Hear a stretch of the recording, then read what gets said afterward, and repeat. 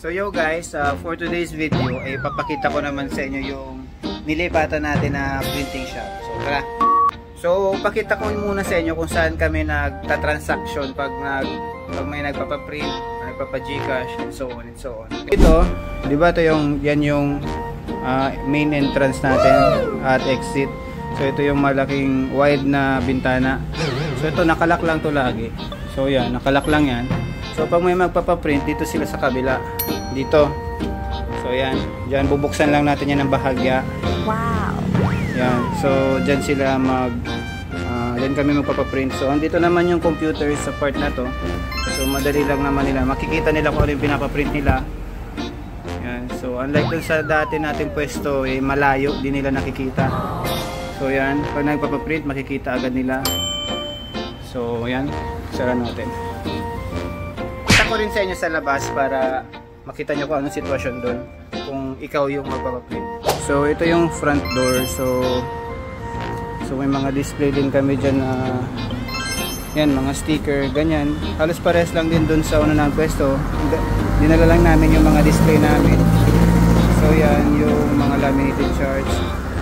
Pwede kita na din namin. Ito yung transaction window. So ito yung makikita pag magpapaprint ka. So ayan, makikita mo naman talaga kung ano yung pinapaprint mo. So dyan ako nakapwesto. Yan, ayan. Okay. So ayan, may nakalagay transaction window. Dito ko na lang nilagay yung mga signage ko. Yan, mga photo cards. Dito rin sa kabilang bintana yung mga ID packages natin.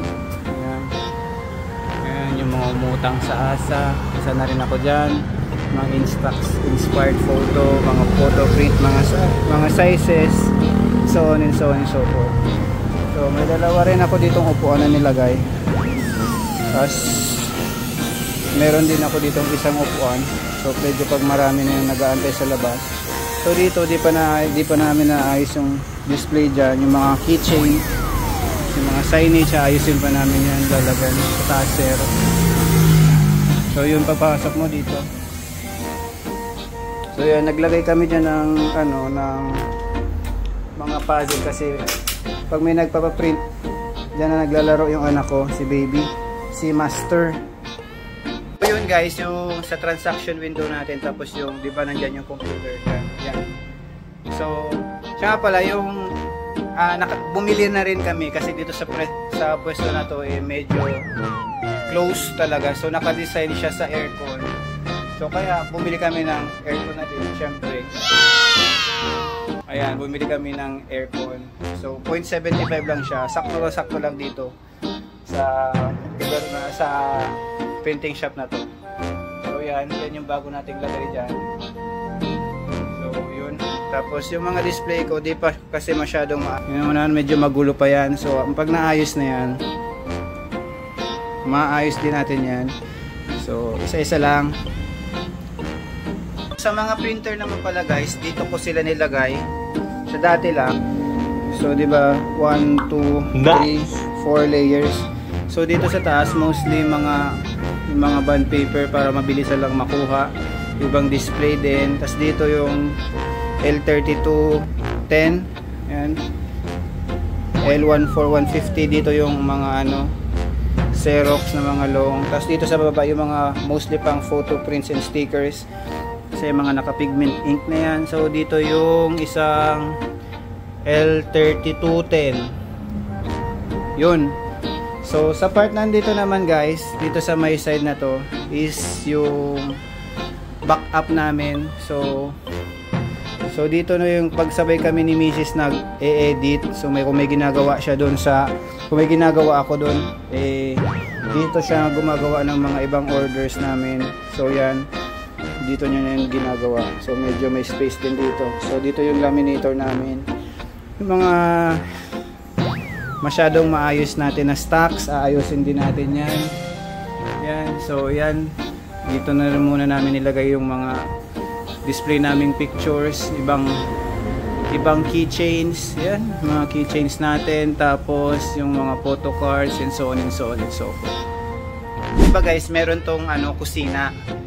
So pansinin nyo guys, medyo gumanda naman yung pwesto namin kasi pininturahan natin to ng purong puti lang talaga. So, okay naman, di ba? Medyo maganda naman tingnan. Hindi naman masyadong, ano. So, mabilisan lang natin yung ginawa. Pero maganda naman talaga yung kinalabasan. So, pakita ko sa inyo guys yung kusina at yung banyo. So, may maliit na eskinita lang dyan. So, dito. Ayan.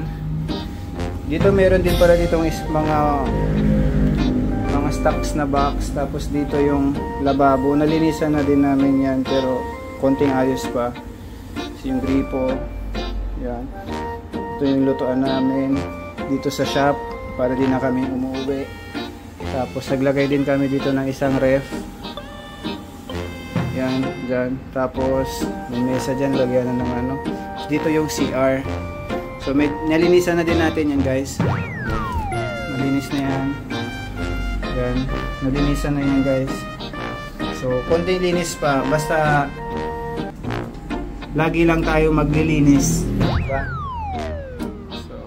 So yun lamang guys para sa update na ating bagong nilipatan na tindahan.